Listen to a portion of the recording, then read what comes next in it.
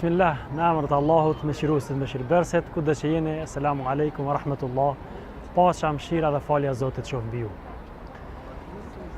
Jeta ju në këtë botë përbëhet prej veprave të mira dhe veprave të liga, veprave të cilat janë pajtim me ato që ka thënë Zoti, dhe vepra të cilat janë pajtim me ato që thot nefsi jon, egoja jon dhe shejtani i mallkuar dhe bashkëpunëtorët e tij. Çdo angazhim jon në këtë botë për të kur do dalim para Zotit madhreshëm, do të dhojmë përgjegjësi. Veprat tona të mira janë ato të cilat do të na determinojnë se a do jemi prej atyre të djallëve apo do jemi prej atyre të majve.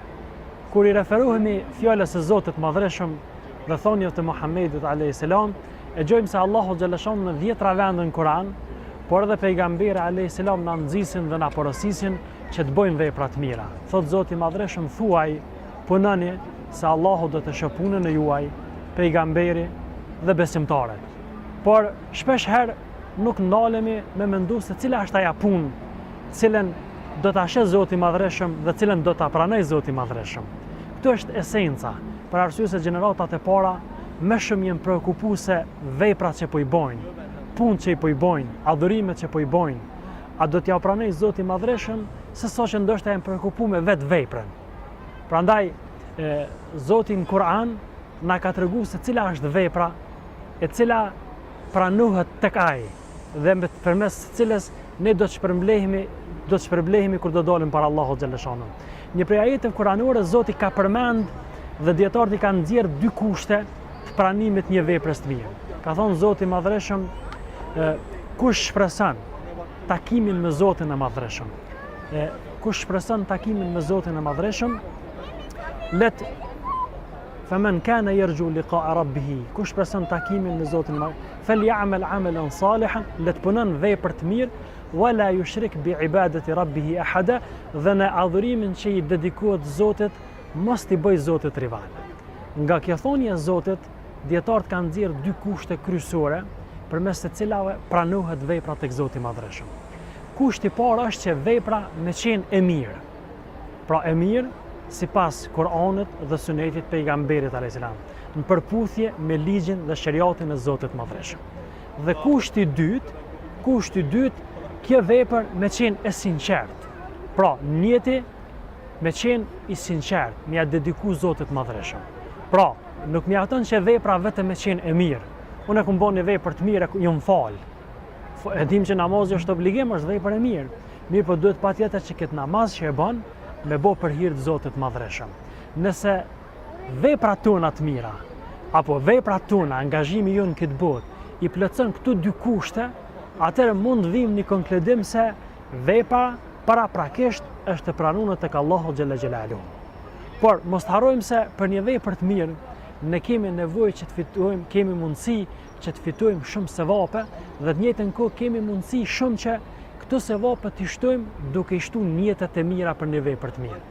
Jo rastisht gjenerata e parë edhe gjenerata e dytë, por edhe e treta, sidomos gjenerata e parë janë quajt tregtar të njeteve. Për një vepër të mirë kanë bën më shumë se sa një njet të mirë në mendjet e tyre. Për shembull, tregohet Abdullah ibn Mesudit, një njeri e ka ndalë dhe i ka thonë: "O Abdullah, apo vjen shkojmë se ka vdek filani." Me shku me varros. Abdullah ibn Mesudi për një moment është ndalë. Pastaj ka thonë: "Po vi." Shokët e kanë pyetur, kanë thonë: "Pse u ndale?" Ka thonë: "Ndala që këtë vepër që po bëj, a po bëj për hir të Allahut xhallashanuhu." E kujtova këtë shok, këtë sahabi pejgamberit alayhis salam, i kujtova meritat e tij, angazhimet e tij dhe u mundova që për hir gjitha këtyre të mira, unë me marr pjesë në varrimin e tij. Domethënë, në këtë gjendje shokët e pejgamberit alayhis salam i kanë kushtuar rëndësi. Sot njerëzit fatkeqësisht një pjesë e madhe e tyre merren me angazhime dhe vepra të këqija, para mendon në gjendjen e tyre. Po ka disa bëjnë vepra të mira, po harrojnë niyetin, harrojnë qëllimin. Nuk e bojnë një pjesë e tyre për hir të Zotit madhreshëm dhe prandaj edhe sevapi dhe shpërblimi minimizohet. Kanë thonë, ka shumë vepra të vogla, cilat i kanë rrit njetet e mira, por ka edhe vepra të mëdha, cilat i kanë zvoglu njetet e liga. Pejgamberi alayhis salam një thonje të njohur që transmeton Omeri, Allahu qoftë i kënaqur me ta, ka thonë: "Veprat shpërblehen sipas qëllimit dhe secilit person i takon aja që ka pas për qëllim. I takon aja që ka pas për qëllim. Sipas qëllimit që ki kur ti starton me një vepër, atëherë shtuhen edhe sevapet edhe shpërblimet. Starti i shpërblimeve në fenë tonë është 10.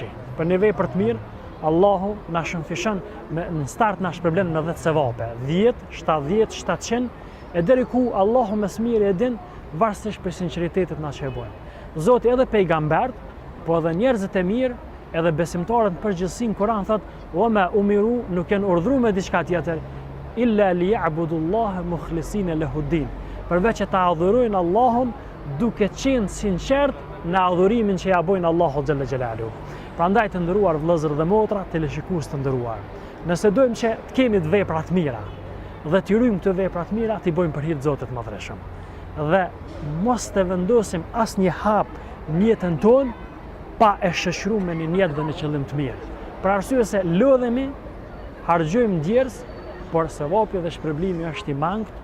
E Zoti na rujt nëse nuk e kemi bën jetë për hir të Zotit, por e kemi bën për syfatësi. Syfatësia është rreziku dhe smundja më e madhe që i prish veprat tona.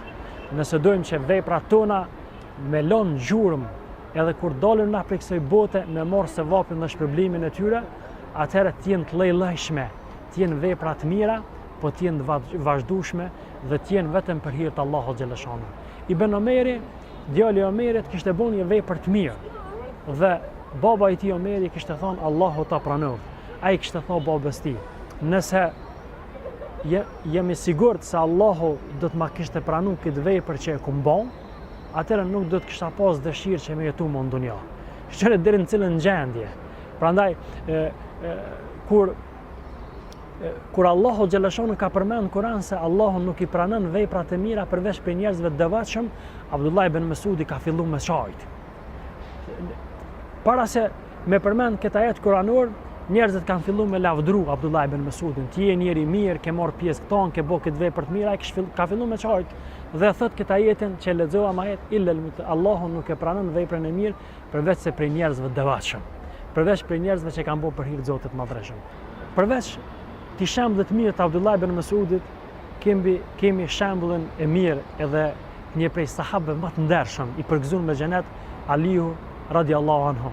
Thuhet që Aliu sa herë që ka hangër buk, ato troshat mbetjet të ushqimit që kanë mbeti ka tubu dhe ja u ka servu një farforme milingona o bubrecav, kur e kanë pyet pse pe bëket, ka thënë për shkak që mu llogarit si vepër e mirë tek Allahu i Madhreshëm.